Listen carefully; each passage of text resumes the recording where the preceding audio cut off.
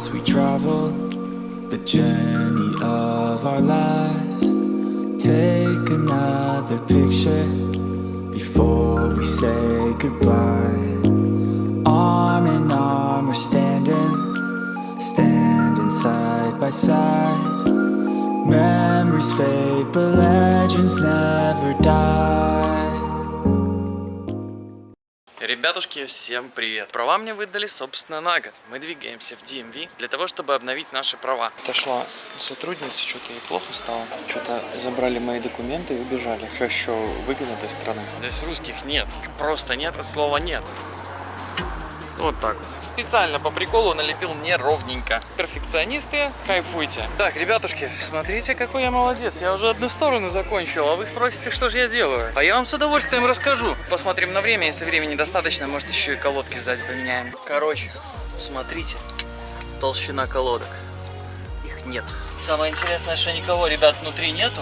А Тесла гудит, вы слышите? Быстрее заворачиваем колеса и дуем, пока тут не случилось восстание машин. Все, ребят, стартуем на Big Bear. Ребятушки, я думаю, что из вас половина как минимум точно не знает, что такое Big Bear. Красота полнейшая, неописуемая. Рвем в вечер туда, там вечерок проведем и утречком двигаемся на работку. Заехали мы в какой-то маленький прикольный городок, потому что меня попросили взять красные рыбки. В Америке нету нормальной еды. Это мы проезжаем городочек Deep Creek, и нам еще 14 миль в горы вверх. Вот вы выходите из дома, и вы видите вот это вот.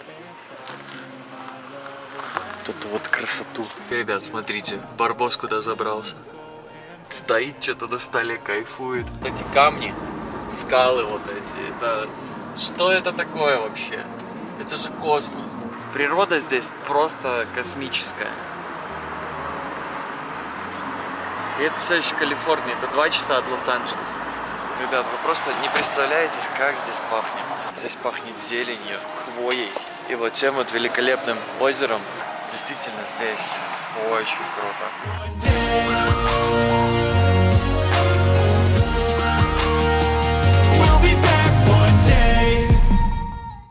Ребятушки, всем привет! Прошел год с момента, как я получил права. А права мне выдали, собственно, на год. И это значит, что сегодня мы двигаемся в DMV для того, чтобы обновить наши права. И заодно и обновить регистрацию на нашу машинку. Ну все, ребят, полетели в DMV, то есть местная ГАИ. Так, ребятушки, ну я уже в DMV. Вот. Выдали мне номерок 122, B122. Вот такая бумажка, которая показывает, кто сейчас идет. Итак, для того, чтобы продлить ваши водительские права, вам нужен один документ, подтверждающий ваш легальный статус здесь. То есть для студента это форма I-20. Также документ о въезде, это форма I-94. Паспорт обязательно. И один документ, подтверждающий место проживания. То бишь какое-нибудь письмо, в котором будет указан ваш адрес и номер ваших апартаментов. Ну все, ребят, мы у окошка. Сейчас отдадим документы наши. Отошла сотрудница, что-то ей плохо стало, немножко кашляет. Видно, приболела. Что-то забрали мои документы и убежали. Хочу выгнать этой страны. Шутка, конечно. Кстати, заодно обновила и регистрацию на машине. Короче, отправили делать фото. Походу, после фотографии как бы уже и все. Сейчас выйду с DMV, еще раз вам все расскажу. Ребят, с русских ребят здесь встретил, представляете? Блин, Линкин Парк. Здесь, в принципе, как бы, ну, здесь русских нет. Просто нет от слова нет, потому что они здесь рядом никто и не живет особо. Там где-то в начале Пасадины только наши живут. И рассказали они о том, что где-то прям здесь находится хостел, и, соответственно, все с хостела идут вот в это DMV, в котором и получают водительские удостоверения. Так, ребят, так и что я вам должен был рассказать? Ну, во-первых, о том, что я обновил регистрацию. Я все-таки обновил регистрацию. Все зергут. Я обновил права. Примерно через 3 недели мне придут новые водительские права с Real ID. То, о чем я вам пытался рассказать, сидя в DMV, полушепотом говоря об этом. Итак, есть 2 вида водительских прав с Real ID и без Real ID. Водительские права с Real ID дают возможность вам летать на самолетах. Соответственно, водительские права без Real ID не дают вам эту возможность, и вам нужно тянуть с собой паспорт. Именно поэтому требования немножечко отличаются. На Real ID нужно 2 документа, подтверждающих ваше проживание.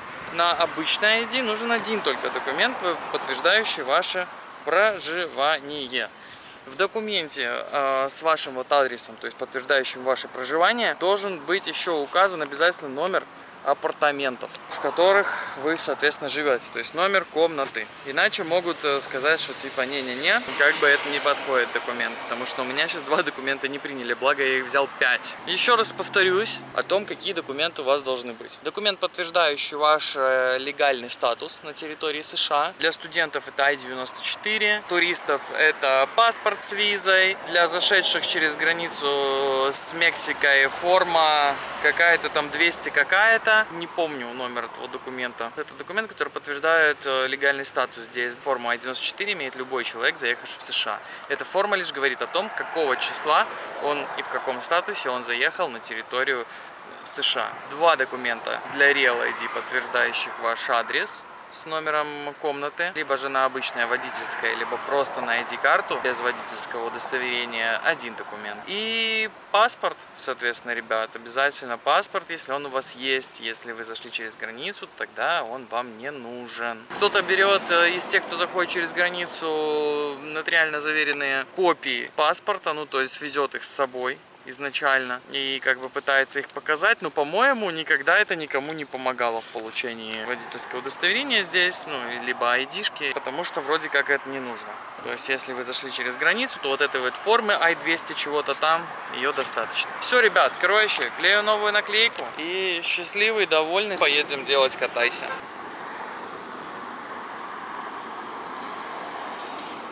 Специально по приколу налепил неровненько, чтобы зеленая наклейка-то выступала. Не знаю, просто так захотелось.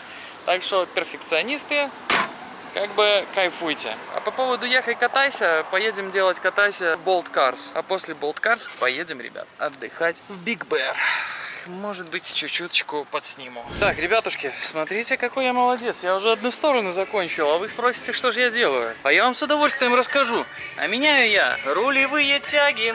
1 домкрат поднимает машину, 2 домкрат поднимает целиком стойку. Все лишь для того, чтобы найти такое положение, в котором очень легко снимается эта рулевая тяга и одевается обратно.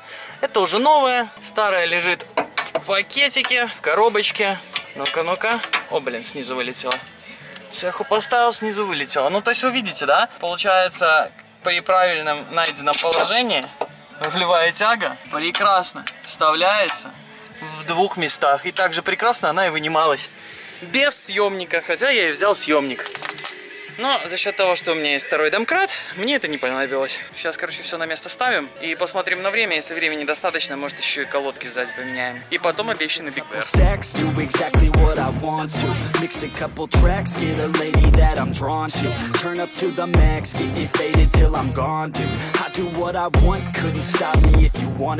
Так, ребятушки, ну что, все-таки я решился по времени на замену задних колодок. И, конечно же, я уже поменял 1 сторону. Соответственно, у меня только 1 пара колодок осталось. И сейчас я все покажу.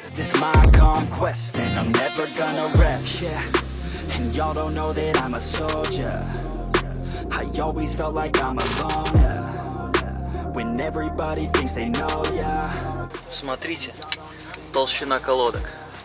Их нет практически. И с той стороны было так же. Вы 100% об этом спросили бы, я вам сразу говорю. Собственно, поэтому и было принято решение их менять. Более того, они еще какие-то звуки неприятные издавали.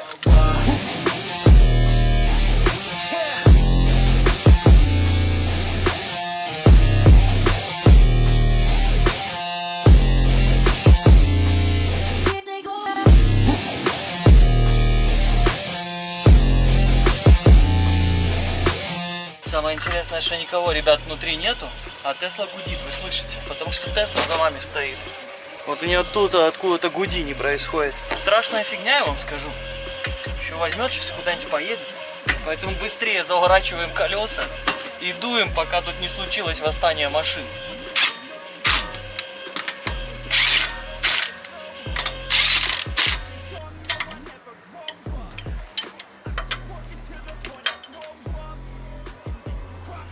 Ну и все. Колодки поменены, тяги стабилизатора поменены. По этой машине что осталось сделать?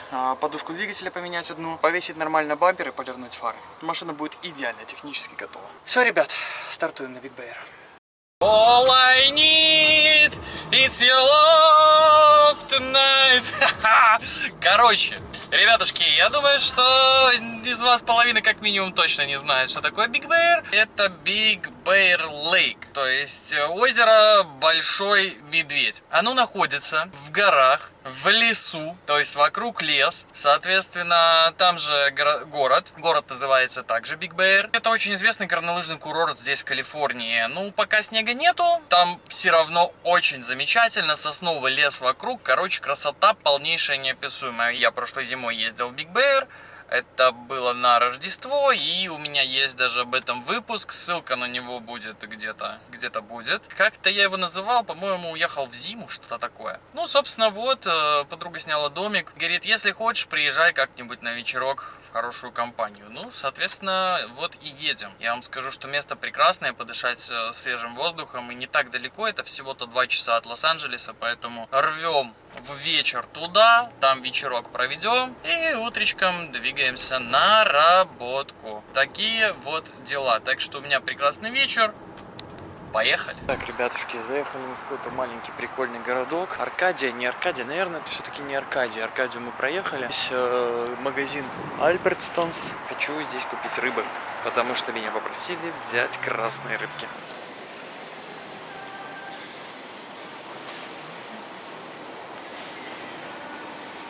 Маленький вот такой вот подсъем для тех, кто говорит, что в Америке нету нормальной еды. Для тех, для кого нету, ее здесь, конечно же, нет. Ну, вы видели сами только что. Здесь есть все. Одной зелени видов миллион. Так что здесь все очень хорошо. И с органической, и со всякой. А мы сейчас идем за рыбкой. Вот это вот фреш филе.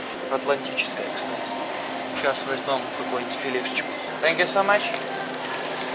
Так, короче, килограммчик, даже не килограмм, получилось 850-900, $21. За свежую филешку атлантическую, я думаю, это прекрасно.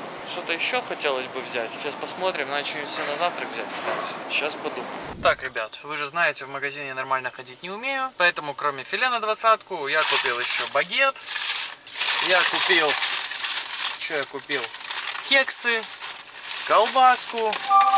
Кстати, вот такая колбаска, $5, натуральная, без там всяких красителей, добавок, натурального копчения, сделана вручную практически. Взял себе на утро типа пирожки, но это не пирожки, это тесто, картошка и крабовое мясо. Внутри такие, короче, штучки прикольные, но я вам их не могу показать, потому что они упакованы в бумагу. Кексы, короче, опачки, божечки ты мой. Кексы вот такие вот.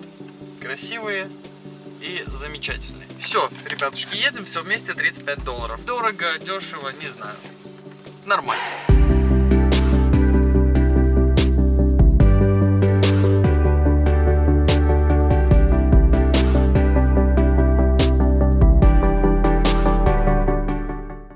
Итак, ребятушечки. Короче, это мы проезжаем городочек Deep Creek, и нам еще 14 миль в горы вверх.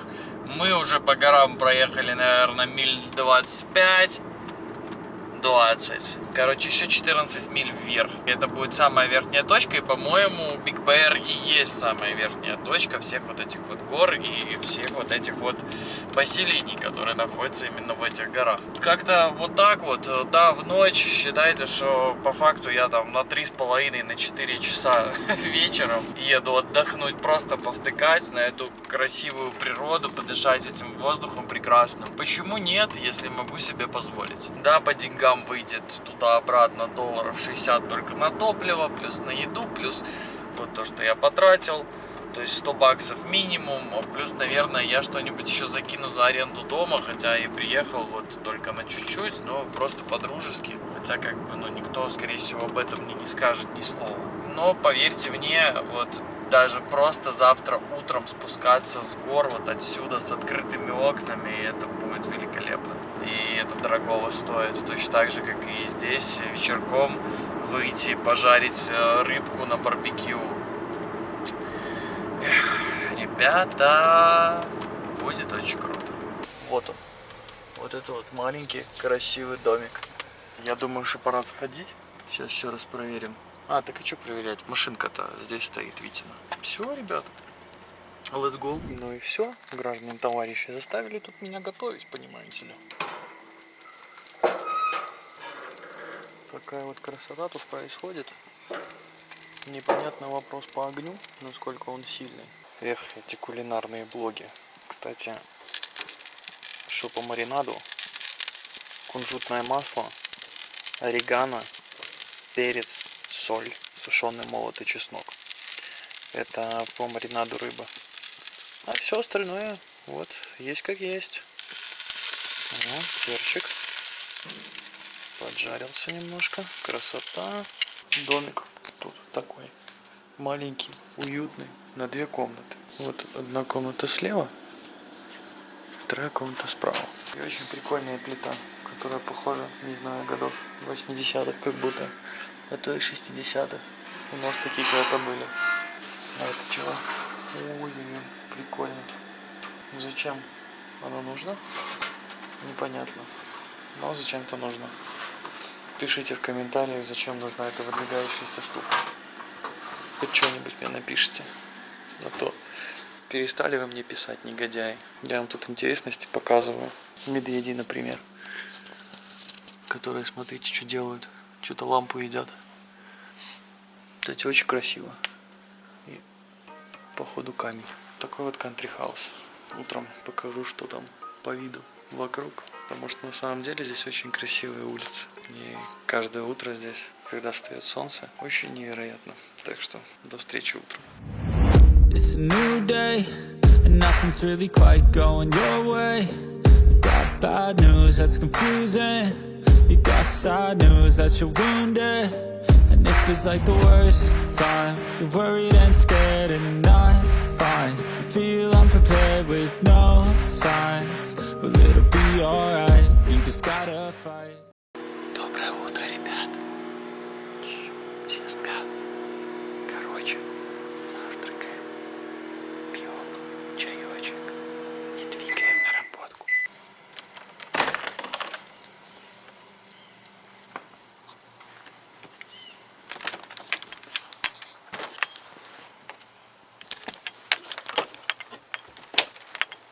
Так, ребятушки, ну что, вот пару слов о природе Биг Беар.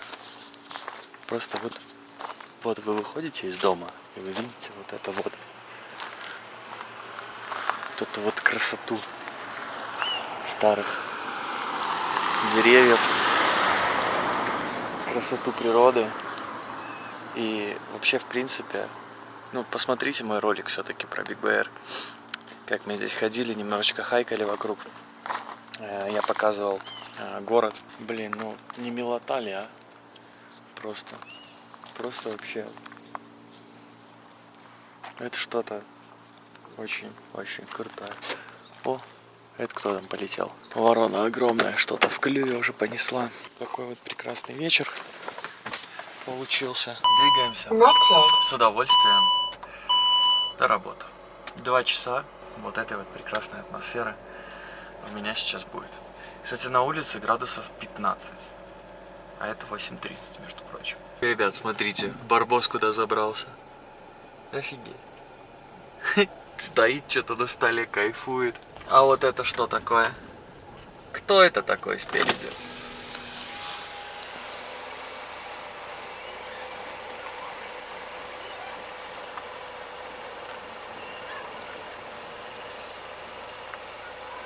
Ну, короче, вы поняли, да? Красиво здесь, просто капец. Вот просто капец, как красиво. Да, это туристический городок. Живет он, конечно, в основном зимой, потому что здесь горнолыжный курорт находится. Но, тем не менее, здесь за счет того, что есть это прекрасное красивое озеро, здесь очень много туристов и в обычное время. Ну, то есть, имеется в виду в другие поры года, не только как в зиму. А здесь 4 сезона. Кстати, примерно через месяц здесь выпадет снег. Приблизительно. Блин, ну тут такая природа. Это просто, ну, я не знаю, вот эти камни, скалы вот эти, это Что это такое вообще? И озеро, вот оно, как бы на протяжении всего города. Природа здесь просто космическая. И это все еще Калифорния, это 2 часа от Лос-Анджелеса. Просто охренеть. Ребят, вы просто не представляете, как здесь пахнет. Здесь пахнет хвоей, здесь пахнет зеленью. И вот тем вот великолепным озером, которое находится вот там.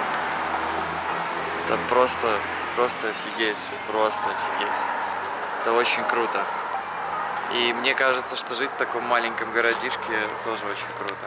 Я вот уже 2-й раз сюда приезжаю, вот именно в сам Биг Беар. Так вообще, можно сказать, что 4-й раз я уже здесь. Давайте хоть на фоне пейзажу просто постою. У меня еще 2 часа дороги, я еще покайфую просто от этих видов, которые сейчас будут. Открою люк, буду вдыхать эти запахи и кайфовать от видов, которые будут у меня за окном. Ну все, ребят, теперь финально. Пока-пока. It's a new day, and nothing's really quite going your way. You got bad news that's confusing. You got sad news that you're wounded. And it feels like the worst time. You're worried and scared and not fine. You feel unprepared with no signs. Well, it'll be alright, you just gotta fight. What about things happen to the best of us? It seems like they should be blessed. They just might be angels here as guests, teaching us to be